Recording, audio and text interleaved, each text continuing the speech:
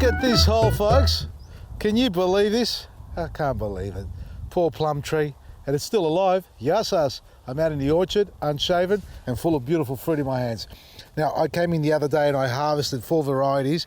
I, for the life of me, can't remember what they are because these are all heirloom or traditional apples that you won't find at your local supermarket. So these are the 4 that I picked, and there's about, I think about 10 kilos of each inside the house at home.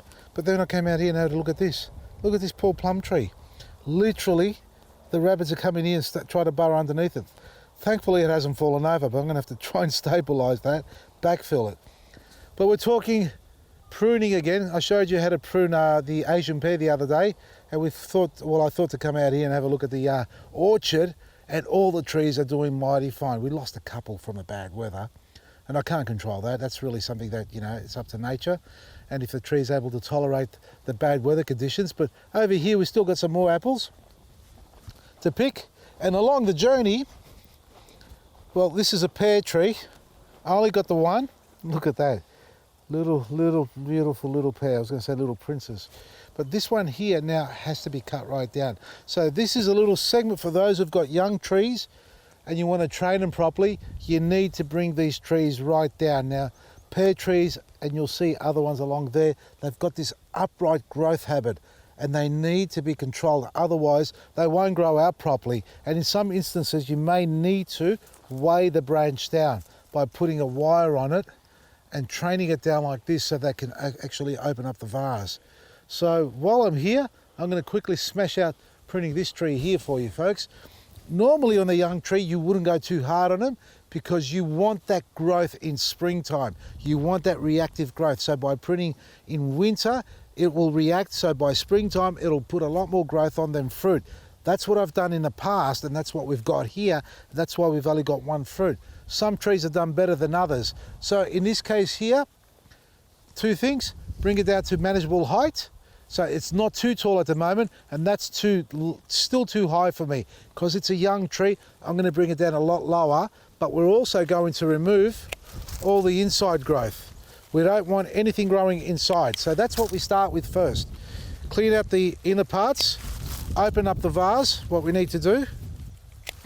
You can be meticulous in where you prune it, but this is a young tree and it's going to be quite reactive to the prune. So whether you cut it really close to the main trunk or branch, or you cut it further away, at the end of the day, you're going to be pruning it again the following season. So we're going to bring this right down to this height there. We're going to lose a lot of height on this tree, folks, but we want it to keep opening up. So we're going to try and get it to grow outwards. So we're going to cut back to an outward facing bud, as you would with your roses, just like that.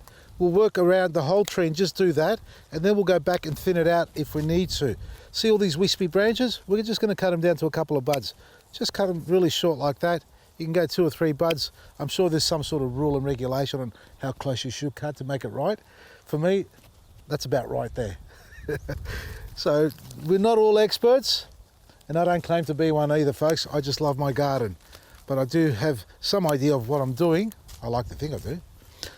Now, pruning in summer encourages flowering and fruiting.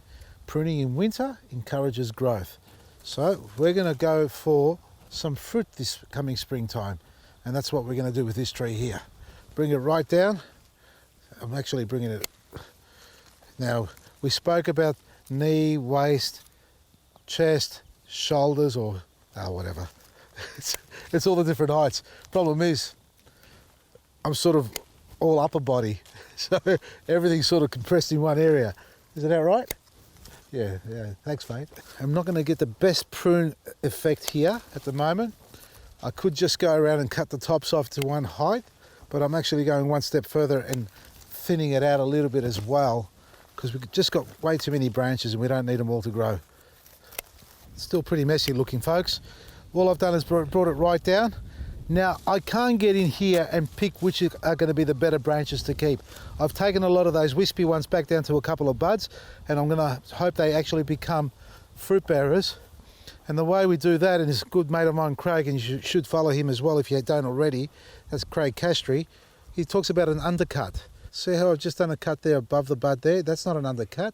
What an undercut is actually cutting just below the bud that you're cutting to. So if there's a bud there or there's a leaf node, you cut just below that, and what you're creating here now, let's cut it on an angle for example, is we're going to get this to die back because there's nowhere for the sap to go, there's nothing to push out there.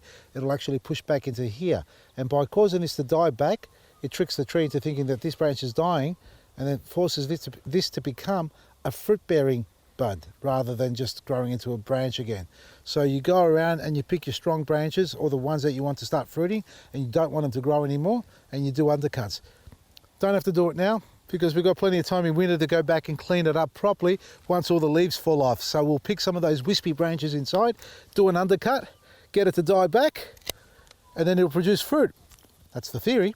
Let's hope it does work. So for now, this is what you've got to do for your small trees, and obviously taller trees, bring them down a little bit lower. I've brought it down quite low because I want this to open up here. If I left it here, the more branching coming up from there, it would still be too far. So these branches have to come out like that. See that, what I'm doing there? Not too much. Even this one here, this is perfect. It looks like it should be taken off, but in fact, this is the branch that I'm going to probably keep and remove the rest of this stuff here if it doesn't bear any fruit.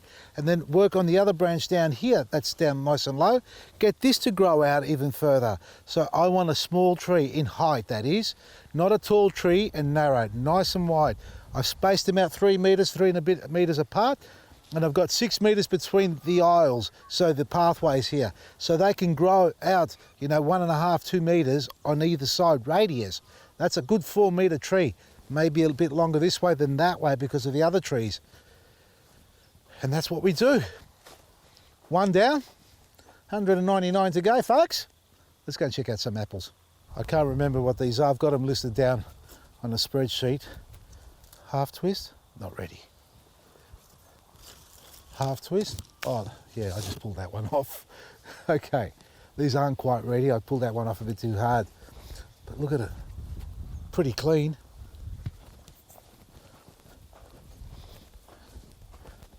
This looks like a traditional, yeah, this one's ready. Oh. It's like concrete. Ah, I am not kidding you. I got my teeth to the top. I'm going to cut it out, ladies. Oh, bugger me.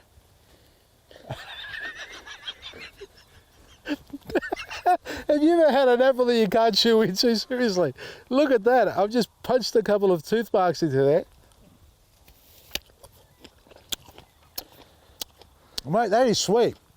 It's slightly, you get that little bit tangy flavour in it. But I'm lucky I could chew it. I thought I was going to break my tooth doing that. Let that ripen up a bit more. Don't even know what it is. Not ready. Not ready. Half twist. Only one on this one. Ready. Okay. That's much sweeter. What's this one called? Here. Esopus Spitzenberg. Esopus Spitzenberg. Ever heard of that one? Now you have. Oh yeah, this is ready too. This one I'm going to save for later. Let it ripen up a bit more. Just a bit hard. What have we got in here? This can't be ready. There's only the one apple. Oh, no, it's not ready. That is delicious. Look at that. The one apple on this one tree. And right in the heart of the tree too, just protecting it from the wildlife. We've had a few birds in here lately, folks. We've lost some of the plums. We lost a couple of pears as well. And I'm going to be damned if they're going to take any of these apples that are left on these trees. So get out there and protect your plants, eh? Oh, geez, I've had about 4 apples so far, and I've still got to eat this one here. Have a look at this apple here. Look how ugly it is. It's all rough edge or rough skin on it. Oh, it looks ugly, but it tastes beautiful. Amazing. Just close your eyes when you eat this one. What's it called? Golden Harvey, that's right. Have a look at the label. Oh, see, they're ready. Golden Harvey. No wonder the birds are attacking this one. Look at that. Already had a go at it there. One thing I'm going to tell you all, whether you live in a courtyard, balcony, or even just got a half decent block size, if you haven't got any fruit trees, at least one apple tree in your garden, I don't know what you're doing there. You should be growing something in your garden so you can enjoy, folks. Fresh is best, and the best way is out of your own garden. If you can grow your own fruit trees, not an orchard, 1 or 2 in pots, and there are plenty out there of dwarf varieties that you can select from that will perfectly suit a balcony, as long as you've got some sunlight coming through there, courtyards, and obviously for the larger gardens, knock yourself out with the varieties. So check them out at your local garden centres, support your independent garden centres. It's so vital that we keep them going and active, because they will give you the best advice every time. Now, speaking about independent garden centres, well, our retail store, folks, unfortunately we're closing down. For those who know, we are closing by this Sunday. That's our last trading day this week, and our click and collect option ends at midnight on Thursday. That's only a day away. So you've got 2 days left to be able to put your orders in for click and collect from Coburg and get your extra discount online. Otherwise, venture out to Coburg at 21 to 25 Munro Street. Coburg, we'll be there. The whole family is going to be down there. We've stocked it up, get it ready. We've basically cleared out the warehouse. We want everything to go at discounted prices so you can enjoy some great products. Plant life, dwarf citrus, dwarf fig trees. We've got finger limes there. We've got coffee plants that have turned up, some gardenias. Lots and lots more indoor plants and other plants and seedlings as well. VasilisGarden.com for everything you need at better prices. From me, Vasily, Maresi.